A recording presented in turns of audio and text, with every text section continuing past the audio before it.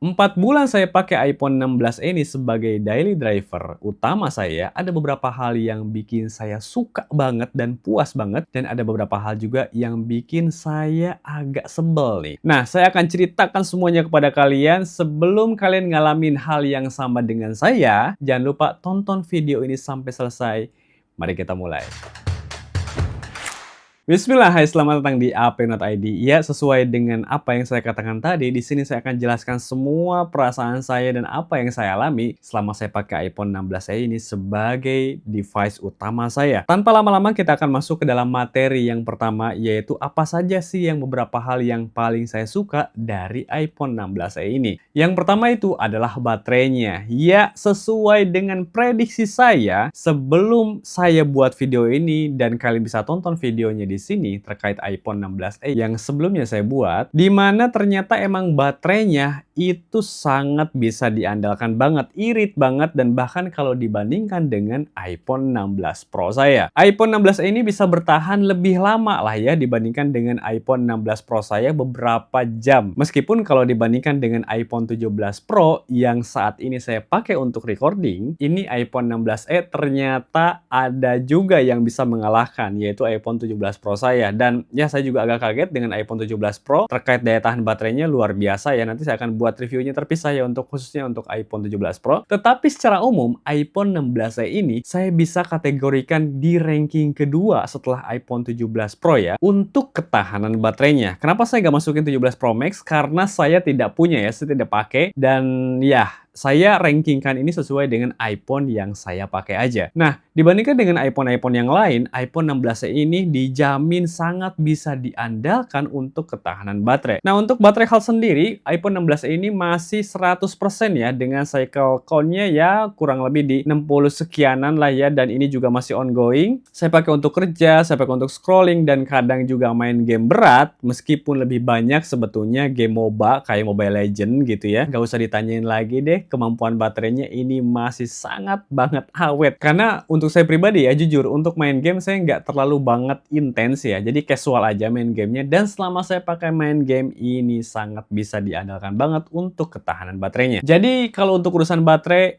solid banget sih kalau menurut saya. Kemudian yang selanjutnya adalah performa. Ya, kita tahu sendiri ya bahwa chipset yang tertanam di iPhone 16 ini adalah chipset A18 Bionic, yang mana ini merupakan chipset terbaru sebelum iPhone merilis yang namanya chipset A19 Bionic. Dan beneran ya teman-teman semuanya, ini cukup overkill banget ya untuk di tahun ini. Bahkan kalau saya bandingin dengan iPhone yang saya pakai sekarang, iPhone 17 Pro, untuk multitasking bahkan nggak ada atau nggak kelihatan beda banget, kerasa gitu. Semua kerjaan dilibas tanpa kompromi, multitasking lancar banget, edit video nggak usah ditanya edit video kayak gimana, udah dijamin lancar pakai banget. Saya pakai LumaFusion ya, kalian mau tambahkan grading video, kalian bisa untuk multi layer, kemudian kalian pisahkan audionya juga untuk cut, semuanya aman lancar, dan kalian bisa masuk di format 4K untuk ekspornya. Itu semuanya sama sekali tidak ada kendala dan tidak menjadi kendala bagi iPhone 16e ini. Dan yang paling saya suka apa? Dia ternyata untuk suhunya masih bisa bertahan adem lah, gak panas-panas banget untuk pemakaian yang cukup berat kayak tadi ya teman-teman semuanya. Pokoknya kalau ngomongin performa, iPhone 16 ini adalah iPhone yang kualitasnya fleksib lah kalau untuk performanya. Karena apa? Karena chipsetnya juga masih chipset yang dikatakan baru. Lalu untuk charging, loh kalau misalnya ditanya, Bang, kira-kira kalau edit video ya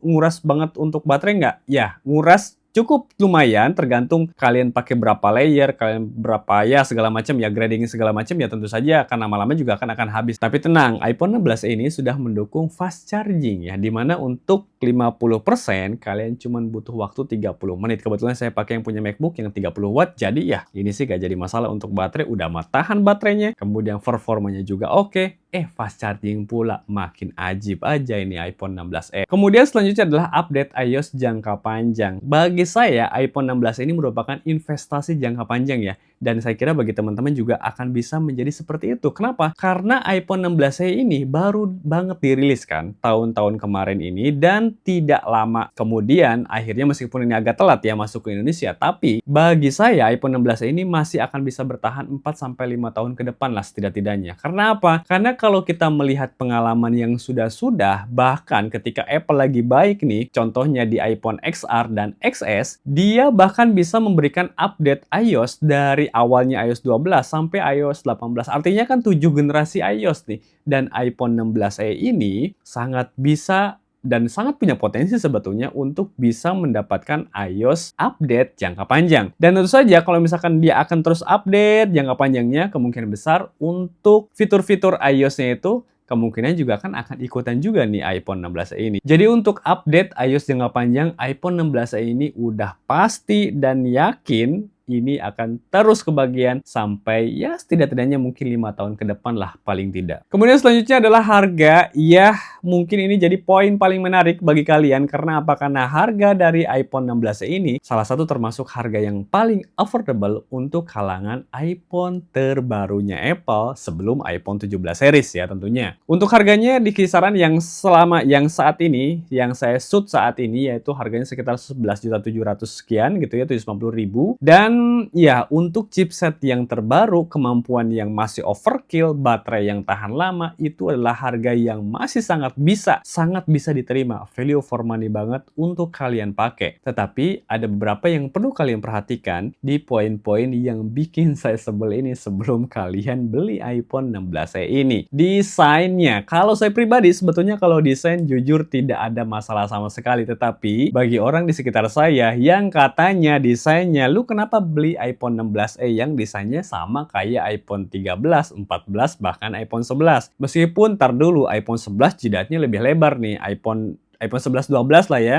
Tapi iPhone 13, 14, sama 16e ini memang mirip. Karena ya untuk notch-nya itu lumayan kelihatan dibandingkan dengan iPhone 15 ke atas yang sudah Dynamic Island. Tapi secara pribadi sebetulnya ini gak jadi masalah ya. Ini mungkin terlalu subjektif banget untuk menilai masalah desain. Karena tiap orang pasti punya seleranya masing-masing. Ada orang yang seleranya suka dengan notch, ada juga mungkin seleranya yang Dynamic Island. Kalau saya, karena saya sudah pernah pakai Dynamic Island dan saya juga sekarang punya, dan yang pernah pakai notch yang lama kayak gini, bahkan yang panjang lebar yang iPhone 11, XR, XS juga pernah pakai, bagi saya sih gak begitu banget kerasa. Fiturnya juga sebetulnya gak begitu banyak-banyak banget ya, kecuali ya mungkin ada beberapa fitur yang menjadi poin plus lah. Tapi kalau nggak ada itu juga kan nggak masalah gitu. Itu untuk desainnya. Kemudian yang kedua itu adalah layarnya. Ya, teman-teman semuanya, meskipun ini layarnya AMOLED, tapi ternyata ini beneran saya baru pengalaman kejadian kemarin ketika saya mau tidur gelap-gelapan, saya cek warna hitamnya, antara saya bandingin dengan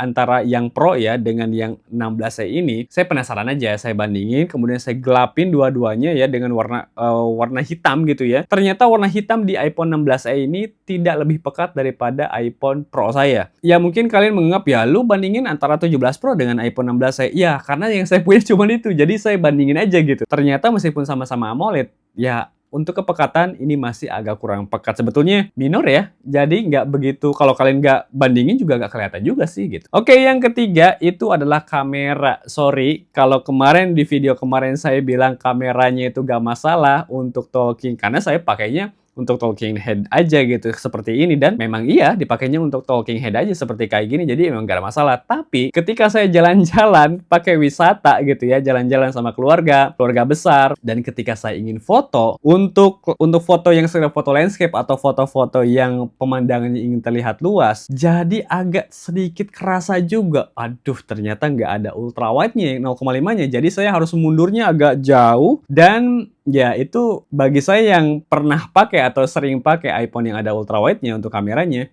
itu agak bikin sebel sih kalau bagi saya ya. Ternyata itu kepake juga, meskipun sebetulnya kepakainya cuma pada saat itu doang. Pada saat saya bikin video talking kayak ini udah lupa lagi tuh fitur yang ultra wide-nya. Ya itu aja sih kalau menurut saya yang agak bikin sebel ya. Waktu jalan-jalan terus mau foto ultrawide itu aja. Kemudian yang terakhir adalah kecepatan transfer data. Ini bikin sebel juga nih karena apa? Karena USB-nya masih 2.0. Dan ketika saya hanya sekedar backup file yang ya 1 gigaan, 1, sekian gigaan, butuh waktu beberapa menit dibandingkan dengan iPhone Pro saya yang sudah USB 3,2 itu hanya butuh beberapa detik doang. Kadang-kadang kalau saya lagi posisi yang kurang sabar gitu ya, nunggunya itu aduh kok lama banget sih, dan saya baru ingat oh USB-nya masih 2.0 ya gitu. Nah, sekarang kita masuk deh ke dalam kesimpulannya. Sebetulnya kesimpulannya gimana sih di iPhone 16 ini selama 4 bulan saya pakai ini? Saya pribadi jujur ya, selama saya pakai iPhone 16 ini sebagai daily driver selama kurang lebih 4 bulan ini, jujur aja sih puasnya pakai banget sih sebetulnya, puas banget lah. Sebetulnya ini tergantung